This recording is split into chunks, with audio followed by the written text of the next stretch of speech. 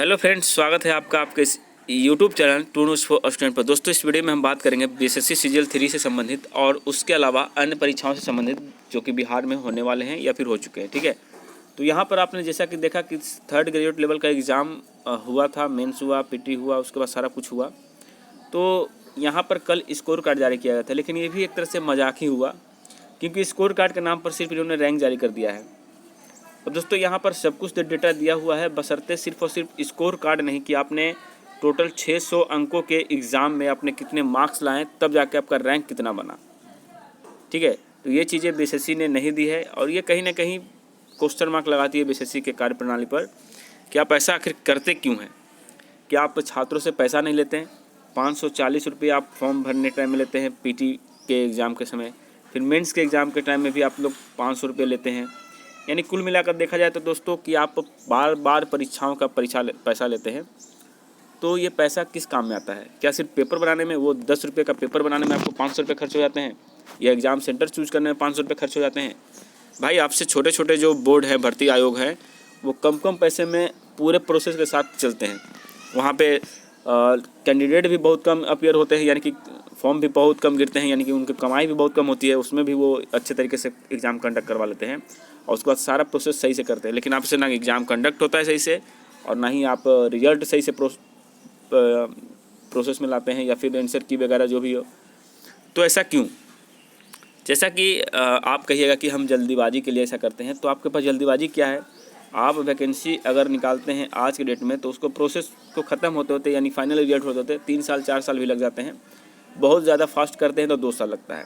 तो 2 साल 1.5 साल में तो अच्छे अच्छे वैकेंसियाँ निकाल, दूसरे भर्ती आयोग भी कंप्लीट कर लेते हैं यार, वो भी पूरे प्रोसेस के साथ, पूरे पारदर्शिता के साथ।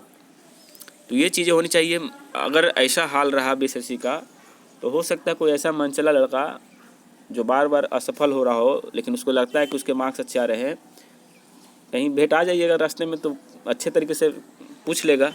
ठीक है, तो ये चीज़ नहीं करिए, छात्रों के साथ न्याय करिए। नए अध्यक्ष साहब से हम रिक्वेस्ट करते हैं कि भाई कम से कम आप जो है पारदर्शिता लाइए इस बीएसएससी आयोग में, जैसा कि बीपीएससी करती है। चलिए नेक्स्ट खबरों पर बढ़ते हैं। अगली खबर ये है दोस्तों कि 7 दिनों में भगोड़े शिक्षक करे ज्वाइन, नहीं तो सेवा समाप्त होगी।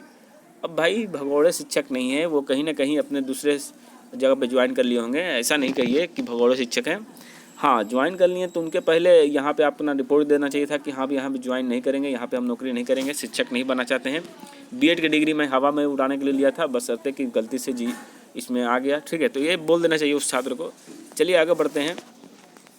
पटना के 9 केंद्रों पर आज से 69वीं मुख्य परीक्षा होगी। तो भाई देखिए, यहाँ पर अगर बात करें आप लोगों के बारे में, तो 20 जनवरी को प्रथम पाली में सुबह 9:30 बजे से 12:30 बजे तक 69वीं संयुक्त प्रतियोगिता परीक्षा से संबंधित ऐच्छिक विषयों की परीक्षा होगी। ठीक है, लेकिन आपको बता दें आज जो एग्ज़ाम होने वाला है उसमें आपको सुबह 10 बजे से जो है प्रवेश जो है वो बंद हो जाएगा, यानी कि आपको एनी हाउ 10 बजे तक पहुंच जाना है, क्योंकि 10 से 11 के बीच में आपको अंदर ही बैठाया जाएगा। बाकी जो वहाँ के जो प्रोसेस हैं, जो आपकी प्रक्रिया है, वो आपका स्क्रीनिंग किया जाएगा। बाद बाकी आपका एग्ज़ाम 11 बजे से शुरू हो जाएंगे। तो ये तो बताने की ज़रूरत नहीं है, क्योंकि यहाँ पे मेधावी छात्र हैं। अब यहाँ पे बात करें दोस्तों, 31 केंद्रों पर होगी एएनएम परीक्षा। तो दोस्तों, एएनएम परीक्षा जो है पटना समेत प्रदेश के 31 परीक्षा केंद्रों पर 11 और 12 जनवरी को एएनएम परीक्षा होगी और 51,472 अभ्यर्थी इसमें शामिल होने वाले हैं। ठीक है, और बता दें दोस्तों, पटना में ही 16 केंद्र बनाए गए हैं। हर पाली में परीक्षा शुरू होने के समय से 1.5 घंटा पहले अभ्यर्थियों को परीक्षा केंद्र पर पहुँचना होगा। उधर बात करें दोस्तों, बीपीएससी ने जो सहायक अंकेक्षक का एग्ज़ाम लिया था, उसमें सफल अभ्यर्थी को 69वीं संयुक्त प्रतियोगिता परीक्षा में भी देनी है और 7 जनवरी को दस्तावेज भी सत्यापन होगा। यानी दोस्तों, दोनों चीज़ इनको साथ में करना होगा जो भी क्वालिफाई किए हैं। आगे है दोस्तों कि IBPS क्लर्क का रिजल्ट जो जारी हो गया है। जिन्होंने भी इस एग्ज़ाम को दिया है, IBPSclerk.in पर जाकर अपना चेक कर सकते हैं। और आगे बढ़ते हैं। तो दोस्तों, जो विज्ञापन संख्या 4/2023 जो बिहार विधान परिषद सचिवालय के तहत कार्यालय परिचारी के जो वैकेंसी आई थी 4/2023, उनका जो है नोटिफिकेशन नंबर है। तो इनका जो है साक्षात्कार यानी इंटरव्यू जो है वो 8 जनवरी से 22 जनवरी तक होगा। ठीक है, तो 8 जनवरी से 22 जनवरी तक इनका होगा और आप लोग इसका एडमिट कार्ड जारी निकाल सकते हैं। ठीक है, अब हम बात करते हैं दोस्तों कि इसी तरह की वैकेंसी अभी यहाँ पर आई हुई है बिहार विधान परिषद सचिवालय में। वो आपका डेटा एंट्री ऑपरेटर का है और एक आपका कार्यालय परिचारी का भी है, और साथ में एक और एग्ज़ाम का है ड्राइवर, शायद ड्राइवर कहीं है। तो आप लोग देख लीजिएगा जा करके, और जो भी इच्छुक छात्र है उस फॉर्म को भर सकते हैं। लगभग 40-54 इसी क्रम में आपका वैकेंसी है। वैकेंसी का सीटों की संख्या थोड़ी कम है, लेकिन ठीक है, अपॉर्चुनिटी है भाई, इसमें आप चाहें तो लग सकते हैं। और बात करें दोस्तों बीएसएससी इंटर स्तरीय वाले छात्रों के लिए, तो मैं आपको बता दूं दोस्तों कि बीएसएससी इंटर वाले छात्र हमेशा आप तैयार रहें, अपनी तैयारी को बरकरार रखें। ये बड़ी वैकेंसी है और इस तरह के मौके बार बार नहीं मिलते। जिनको एक बार मिल जाता है वो समझ लीजिए कि भाग्यशाली है। और बिहार में अगर नौकरी करने के इच्छुक हैं, अच्छे पोस्ट हैं इसमें, सभी के सभी पोस्ट अच्छे हैं। एक भी पोस्ट ऐसा नहीं है जिसमें आप नौकरी नहीं कर पाइएगा। सारे के सारे पोस्ट बहुत अच्छे हैं। कुछ पोस्ट थोड़ा संघर्षशील है, कुछ पोस्ट बहुत आरामदायक है। तो ये आपके अनुसार डिपेंड करेगा। जब मेंस के फॉर्म भरिएगा तो वहाँ पे पोस्ट प्रेफरेंस चूज़ कर लीजिएगा।